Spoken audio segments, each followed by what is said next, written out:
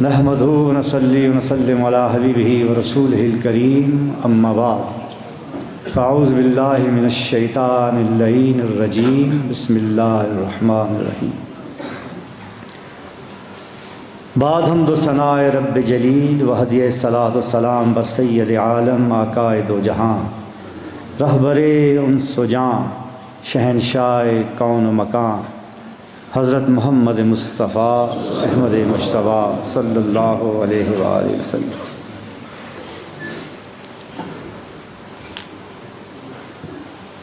اللہ تعالیٰ کا بے پناہ احسان ہے کہ مالک الملک نے آج پھر اپنی یاد کی توفیق اور موقع عطا فرمایا۔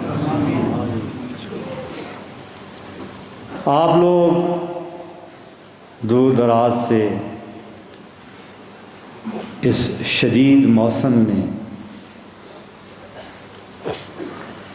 انتہائی مشکل حالات میں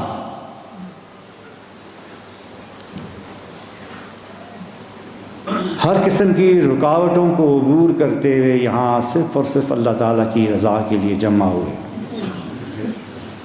یہ صرف اور صرف اللہ تعالیٰ کا احسان، اس کی مہربانی اور اس کی توفیق کی وجہ سے، وما توفیق الا باللہ۔ یقیناً آپ کا یہ عمل